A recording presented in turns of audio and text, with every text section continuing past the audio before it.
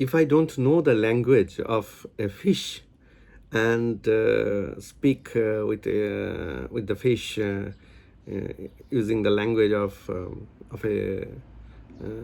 a human, like English, like Bengali or anything, and we expect that the fish should respond in the way I want, that is the biggest mistake. And humanity did the same. It invented a language to kill humans. So binary system or binary language, it was there from 200 BC in India, but that was never used. Indian scholars used to use the language of Kala Chakra. So in India, space was like a loop and time was like a loop. And you build an architecture of these clocks within an above, just like an escape time fractal.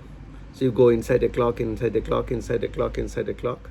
And this clock should represent information. And that was the language that people used. It is not that binary system was not known. What mistake we did is after the World War, we did not delete the language of binary systems. And we thought that the whole world, every single knowledge of the universe could be decoded because we could decode the language of the secret language of Germans. So that language, when we have defeated Germans, and that is only way to decode anything and everything that we don't know. And that particular philosophical mistake is the biggest crime that humanity did, and we are suffering for that. We are suffering every single way for that. We created a plethora of technology. Every single machine at the core level is binary. And it follows a philosophy that every single information in the world, whatever complex would it be, we can linearize it in a single thread. 0 1 0 1 0 1 0 1 0 1 0 1 and 0 1. This fundamental premise of this particular philosophy was challenged by many people. People came up with a cellular automaton, that there will be a grid-like, checkerboard-like thing, and then the rules will change. And then Feynman wrote the character of physical law in 1965, I think.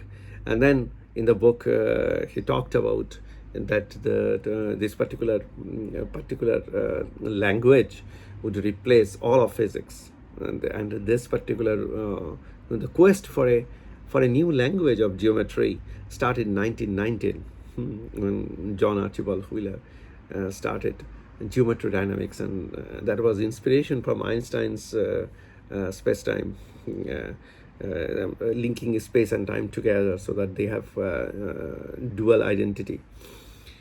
Now, we did not find it. We did not find the natural language because on many occasions geometry dynamics failed. I feel that geometry dynamics failed because it did not leave the fundamental core of Western philosophy, that is, everything has to be side by side, side by side. We never tried in the Western world to take a triangle, go to a corner and find there should be a hidden square, and go to one of the corners of that square, you may find a pentagon. Go inside the pentagon, any corner of the pentagon, and go inside, and you might find another geometry. So it's an endless journey. It could be. So this journey of going within and above, this was practiced in India because the Hindus used to believe that whole universe is alive, and then life inside a life inside a life inside a life inside a light network goes. However, I feel like many of the features were not included in technology. And when we started building, identifying new language, we understood the basic mistake of identifying the nature's language. And that was that the geometry dynamics has to be there, but there has to be a fractal part of it. Escape time fractal, not iterative function system side by side. It should be within and above. At a time, you will see only triangle. What is inside the corner, you will not be able to see. So that was a challenge for us. And we started studying this language. Little did we knew that you become the language. The problem becomes the language. And it is almost like Ramakrishna Paramahansa's, the great philosopher from Bengal, his argument that if you take a doll of a salt and it goes and try to measure the ocean, it becomes the ocean. So it melts into it. And that's why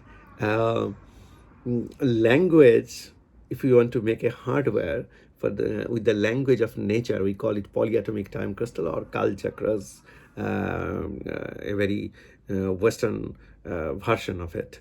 And if we use this particular language and we try to decode, we will find a hidden universe. Why this language or the nature's language is so different? Why using 0101 we cannot convert to polyatomic time crystal or Kala Chakra and Kala Chakra to linear chain? The reason is very, very simple.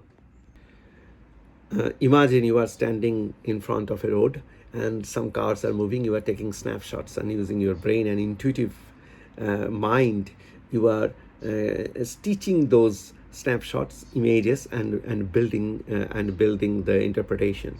And that's why 010101 can work. But our philosophy or the way nature works is very different. You have many cameras all around me, and you at a single moment you take a snapshot at many different time domain. Very difficult, isn't it? Yes. Nature's language is very, very counterintuitive to our reality. Normally we think everything that is natural would naturally come to us, but that is not true. Philosophically, 0101 comes very easily to us. Very, very easy. It is the simplest language that you can have. But the language that is us, the language that is the universe, the language that is common to every single living, non-living entities of this universe, has a profound signature of writing its true nature in every single time domain. It means when I'm talking to you, at single moment, there is a tiny bit of it in the second domain, tiny bit of it in minutes, and tiny bit of it in hour domain, tiny bit of it in millisecond, tiny bit of it in microsecond, tiny bit of it in nanosecond, tiny bit of it in picosecond. And all time signatures are there. And those time signatures have a simultaneously with a new kind of instrument and camera. When it take a photograph, then it links those time domains with a space, but that space is not the space that we measure meter centimeter.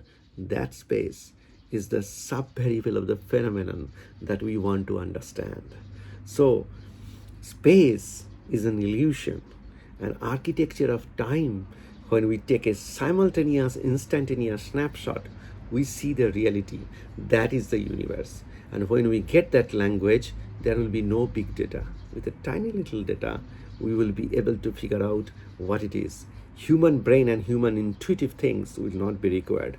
And that language would replace the conventional AI or artificial intelligence and bring the world of natural intelligence. And in any way, artificial intelligence has to go. That's what I wrote in the book, that AI has to go, and silicon hardware cannot retain the complex geometric invariants that are coming up every day. So geometric invariants are coming, and we have to get prepared with the nature's language to survive the onslaught of AI and advance humanity to a future which is very foggy, very foggy. You can't see and predict how it will be, because when salt doll goes to ocean, it becomes the ocean.